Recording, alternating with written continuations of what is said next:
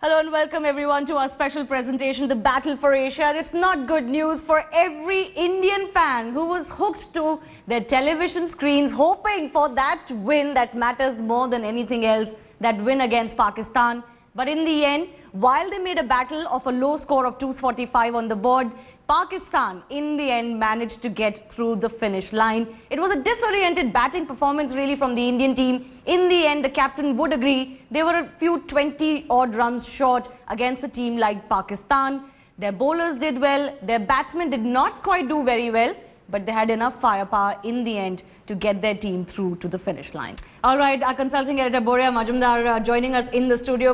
Boria, this is really what an India-Pakistan match is all about, always, and it always, more often than not, comes to, be a thrilling finish, a cliffhanger. Today, Pakistan getting the better of India. Yeah, but it was a heartbreak. At the end of the day, it's winner takes all. I mean, those two sixes by Shahid Afridi will now attain cult status like the Javed Miandad 6 of 1986 against Chetan Sharma. I mean, Ravichandran Ashwin will have nightmares, there's no question. When he gets the 9th wicket with bowling Saeed Ajmal off his legs, every Indian cricket fan in this country, around the world, in the diaspora, would have said, it's match India. Those two sixes. And if you look at the second shot, it actually hit the bottom edge of Shahid Afridi's bat. So it tells you how powerful a man Shahid Afridi is. And what an innings. What an innings under pressure. 10 runs to go. Finishes the match with 2 straight sixes, consecutive sixes of Ravi Ashwin. But Shivani, Virat Kohli as captain leaving the 50th over for Ravichandran Ashwin. Yeah. Did he get it wrong? Was it a calculated blunder? Was it, a calculated gamble? Or was it a blunder? Would you leave Ravi Ashwin for the 50th over, especially with Shahid Afridi batting? Several questions will have to be asked, but the fact is, it's Pakistan's night. Yes, Bhuvneshwar bowled the penultimate over and he was actually very successful in that one, getting a couple of wickets. Ideally, Boria, you would have thought that Shami Ahmed, somebody who's the most controlled of the Indian bowlers, will bowl perhaps the final over. Yeah, he got it wrong. I mean, there's no doubt. I mean, he obviously tried to get wickets and that's why, he got Shami and Bhuvnesh Kumar to finish their quota. And Ravi Ashwin, with a good spell, he actually had 2 for 31 of 9 going into that last over. He was coming round the wicket, so you clearly understood his ploy. So Virat Kohli perhaps got the calculation a bit wrong. Was trying to put a little bit of pressure, trying to prize out a few wickets going into the last stretch of the match. But the fact is, Shahid Afridi against Ravichandran Ashwin, you will back Afridi because he connects one and you just needed 10 runs, which is not too much with 2020 cricket dominating the headlines. So one big hit and the match was over, and that's what happened. Ravichandran Ashwin panicked after that first shot. The second ball was a tad short. Shahid Afridi went for hell for leather. The ball sailed over long on. Match over. All Indian dreams shattered. I keep saying this. It is winner takes all. Nobody will remember the fight. It is Pakistan that ultimately is laughing.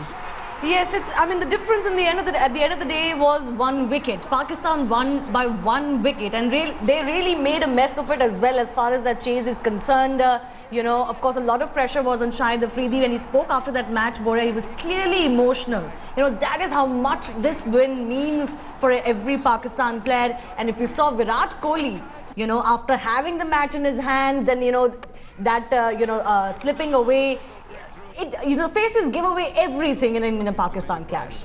It was a huge clash. I mean, there is no doubt about it. And Shahid Afridi, look, in recent past, India has gotten the better of Pakistan in most high-pressure games. So for Pakistan, I keep saying it, matches like this, which have been won at the very last moment, attain cult status.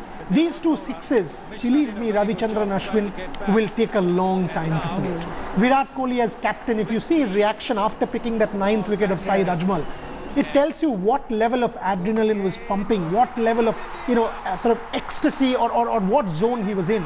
And to come from that zone and lose the match, so it's from ecstasy to despair within a matter of what, 20 seconds, 30 seconds, 2 deliveries? But that's what cricket is all about. You don't have a retake. It's all spontaneous, it's all right there in front of your eyes. And Shahid Afridi, those two hits reverberate all around Pakistan in terms of laughter, in terms of celebration. And all of India are in mourning. It clearly was boom boom Shahid Afridi, the Shahid Afridi of old, and just those visuals there that we were playing, him being hugged by each and every member of the team. Emotions truly come out in an India-Pakistan match, and this for himself as Boria mentioned, would mean the world. And he was quite emotional actually when he was spoken to after his innings. But this was not just about the India-Pakistan match. Of course, that kind of takes the precedence when these two teams, these two neighbours are playing.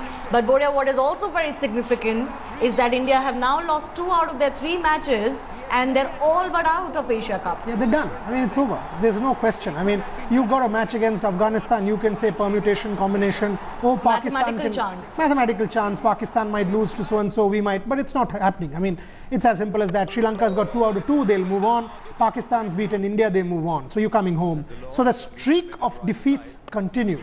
The only match that you won is against Bangladesh, so which is not the best team in the world. So, you know, even under Virat Kohli, you've lost 2 out of 2 against the 2 big teams. So, frankly, Indian cricket, if you actually take Indian cricket is going through a serious low. And what is in the offing? After this tournament is the World T20. You know, it's not the best frame of mind that you will approach a World Cup with. And then, going forward, England and Australia series in terms of Test match cricket. Believe me, Indian cricket needs to come back on track very quickly, and this is not the best advertisement for the game.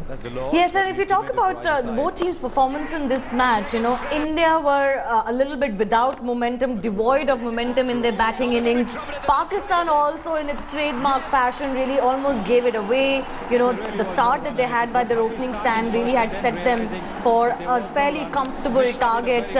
Let's just go first through India's batting performance. They will be really disappointed to have 3 players play as long as they did and actually strike half centuries, but still only put up 245 on the board. That was never going to be a very challenging target. Absolutely correct. Absolutely correct. That's what we were talking about in the mid-inning show. That, you know, you've got 56 from one guy, 58 from another chap. You've got Ravindra Jadeja getting close to 50. So the point is, you carry on. One of the two, between Rohit Sharma and Ambati Rayudu, needed to have carried on. And the moment, you know, one of the two had carried on, you would have gotten 260. Because you've got to, and that is the difference when Virat Kohli performs and one of the others perform. When Virat Kohli performs, he inevitably gets 100. But when Rohit Sharma, Shikhar Dhawan or Ambati Rayudu perform, Shikhar Dhawan got a 90 the other night, Rohit Sharma today 56, Ambati Rayudu 58, you've got to convert. Because if you don't, you end up with 245, which is neither a here score or nor a there score. Yeah. Pakistan was always in with a chance. Because it was Pakistan, they tried to self-destruct. The fact that there was a match was because Pakistan self-destructed. Yeah. And that is what Pakistan is all about, which Pakistan turns up on the night. Thank heavens for them, Shahid Afridi pulled it off. But 245 was never going to be enough. Yes, in the Pakistan innings too, I keep repeating that, you know, they really did win up by 1 wicket in the end, 2 balls to spare. It could have, when Shahid Afridi hit that last shot, which was more an edge than anything else. Like we mentioned, it's more or less a mathematical chance than anything else. They don't only have to beat Afghanistan, which are the, you know, minnows of the tournament, by a huge margin, hope to earn a bonus point, but they also have to hope that Pakistan do not win their next match and lose it quite badly, so that the net run rate comes into effect, and so on and so forth. There are lots of permutations and combinations, but overall, despite the fact that there were individual performances, Boria, in this tournament, you know, Amit Mishra did well today. Actually, he was the pick of the Indian bowlers, while others got hit quite a bit towards the end. Obviously, some of our batsmen did well. You know, you've got to say that 260 odd is what you got.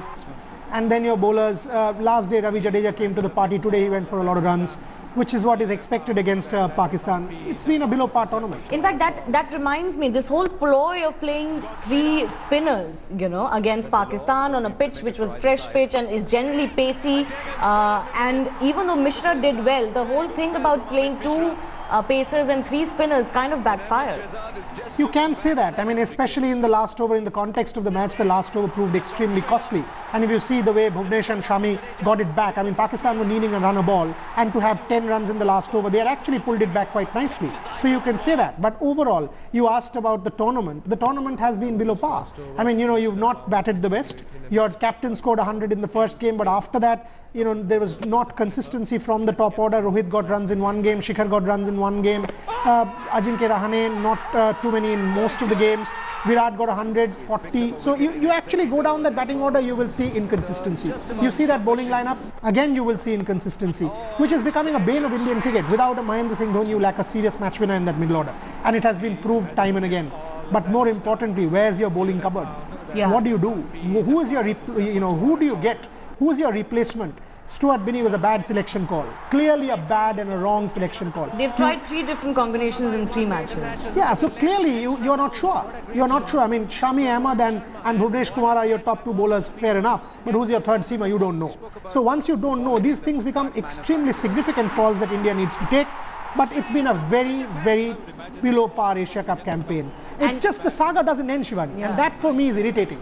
Because, it has started with South Africa, it continued in New Zealand, now it's even happened in the subcontinent. Exactly. That is a real big thing. I thought the tide will turn in the subcontinent. Going into the T20 World Cup, it's a very, very big challenge from here on.